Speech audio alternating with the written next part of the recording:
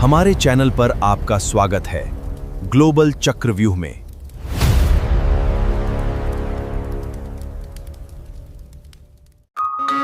क्या आपने कभी सोचा है कि एक मिडिल क्लास स्टूडेंट की जिंदगी आखिर कैसी होती है, जहां बचपन से ही एक ही बात सुनाई देती है, अच्छे नंबर लाओ तभी जिंदगी बनेगी। ये कहानी सिर्फ एक लड़के की नहीं, बल्कि करोड़ों भारतीय छात्रों की कहानी है।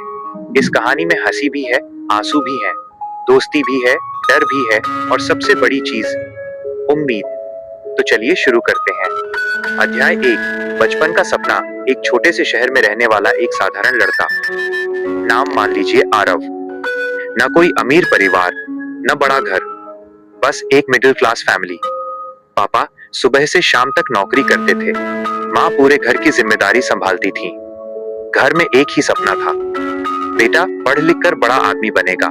बचपन में आरव को पढ़ाई से ज्यादा क्रिकेट, पतंग और दोस्तों के साथ खेलना पसंद था। लेकिन हर शाम एक आवाज जरूर आती थी, आरव बस बहुत खेल लिया, अब पढ़ाई कर लो।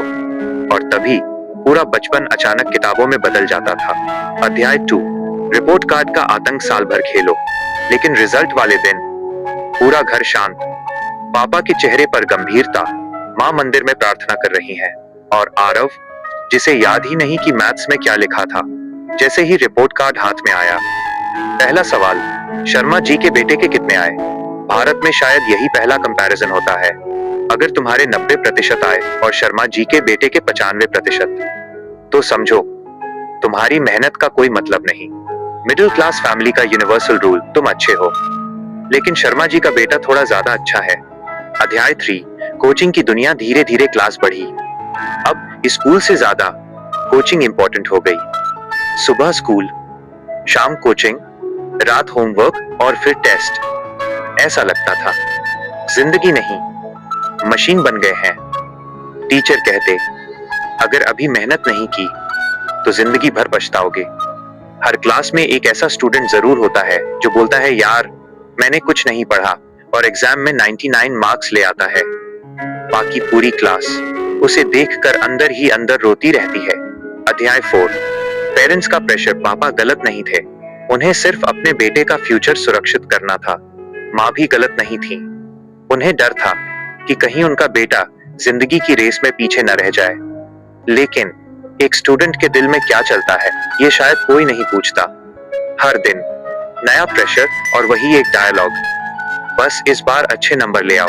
अध्याय 5, सोशल मीडिया वीएस स्टडी। जैसे जैसे उम्र बढ़ी, वैसे वैसे मोबाइल भी जिंदगी में आ गया। बस यहीं से असली युद्ध शुरू हुआ।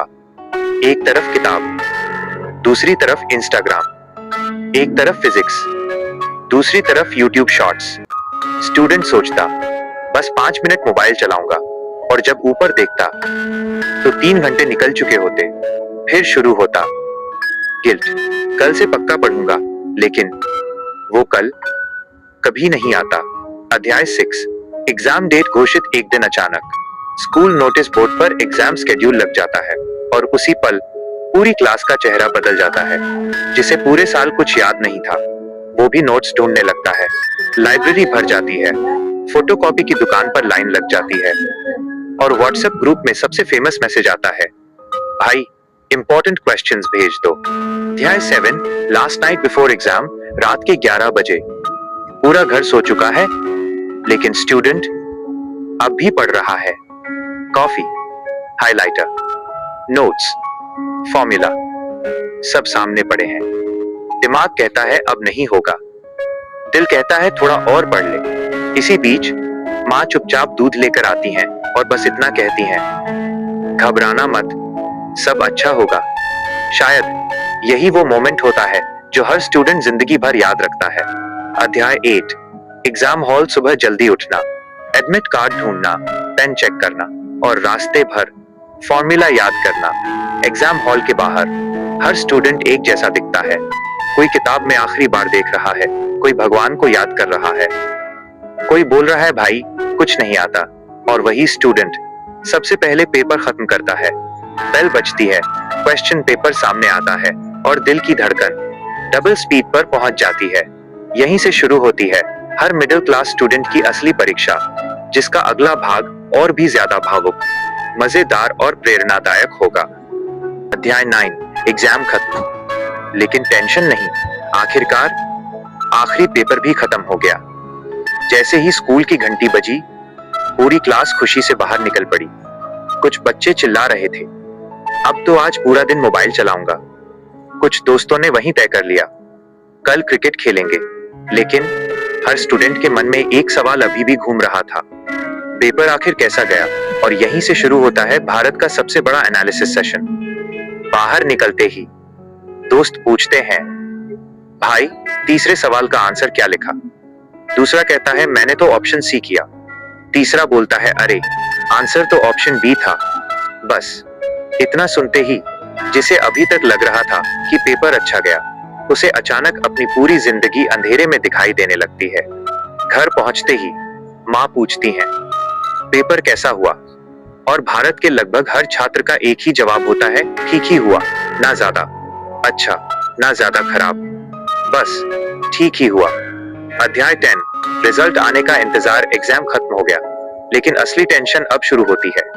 हर सुबह स्टूडेंट सबसे पहले रिजल्ट डेट सर्च करता है।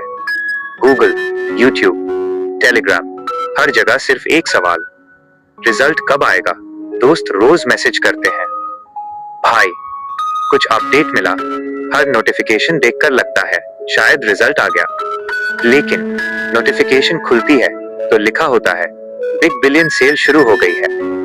अध्याय 11, रिजल्ट वाला दिन। फिर एक सुबह ऑफिशियल नोटिस आ जाता है, आज दोपहर 2 बजे रिजल्ट घोषित होगा। पूरा घर बेचैन। माँ भगवान के सामने दीपक जला रही है। पापा बार बार घड़ी देख रहे हैं। स्टूडेंट बार बार वेबसाइट रिफ्रेश कर रहा है। 2 बजे सर्वर क्रैश। 2:05, वेबसाइट नहीं खुल रही। 2:10, पूरे देश के बच्चे एक ही वेबसाइट पर टूट पड़े हैं और वेबसाइट सोच रही है, भाई मुझे भी थोड़ा आराम दे दो। आखिरकार रिजल्ट खुलता है। कुछ बच्चों के चेहरे पर मुस्कान, कुछ की आंखों में आंसू, कुछ चुपचाप स्क्रीन बंद कर देते हैं। यही जिंदगी का पहला बड़ा इमोशनल मोमेंट होता है। अध्याय 12, अगर नंबर कम आ जाएं, कम मार्क्स मतलब दुनिया खत्म नहीं। लेकिन उस समय ऐसा ही महसूस होता है। रिश्तेदारों के फोन आने शुरू हो जाते हैं, कितने परसेंट आए? कुछ लोग दिलासा देते हैं, कुछ लोग कंपैरिजन करते हैं, कुछ लोग बिना मांगे सलाह देना शुरू कर देते हैं। लेकिन कोई ये नहीं पूछता, तुम ठीक हो? यही वो समय होता है जब एक स्टूडेंट को सबसे ज्यादा सपोर्ट की जरूरत होती है। अध्याय 13, जिंदगी का सबसे बड़ा सच। धीरे धीरे समय बीतता है, स्कूल खत्म होता है, कॉलेज शुरू होता है। नई जगह, नए लोग, नई चुनौतियां। तब जाकर समझ आता है कि स्कूल के मार्क्स जिंदगी का सिर्फ एक चैप्टर थे, पूरी किताब नहीं। जिस स्टूडेंट को कभी एवरेज कहा जाता था, वही आगे चलकर शानदार बिजनेस शुरू कर देता है। कोई इंजीनियर बनता है, कोई डॉक्टर, कोई टीचर, कोई यूट्यूबर, कोई एंटरप्रेन्योर और कोई अपने परिवार का सहारा। हर इंसान की मंजिल अलग होती है। अध्याय 14, मिडिल क्लास फैमिली की असली ताकत। मिडिल क्लास फैमिली के पास शायद बहुत ज्यादा पैसा नहीं होता, लेकिन उनके पास उम्मीद होती है। पापा अपनी जरूरतें छोड़कर बच्चों की फीस भरते हैं। माँ खुद नए कपड़े नहीं खरीदती, लेकिन बच्चे की किताब जरूर खरीदती हैं। कई बार पेरेंट्स अपनी इच्छाएं दबा देते हैं ताकि बच्चों के सपने पूरे हो सकें, और शायद यही मिडिल क्लास फैमिली की सबसे बड़ी ताकत होती है। अध्याय 15, जिंदगी की असली परीक्षा। स्कूल के एग्जाम 3 घंटे के होते हैं, लेकिन जिंदगी का एग्जाम पूरी जिंदगी चलता है। यहाँ कोई एडमिट कार्ड नहीं मिलता, कोई इन्विजिलेटर नहीं होता, कोई मॉडल पेपर नहीं आता और कोई फिक्स्ड सिलेबस भी नहीं होता। यहाँ हर दिन कुछ नया सीखना पड़ता है, कुछ नया खोना पड़ता है, कुछ नया पाना पड़ता है। अध्याय 16, सक्सेस का असली मतलब।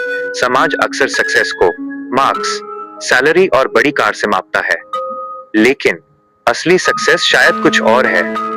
जब आपके माता पिता आप पर गर्व करें, जब आप ईमानदारी से मेहनत करें, जब आप किसी की मदद कर सकें और रात को चैन की नींद सो सकें। तब समझिए आप सच में सफल हैं।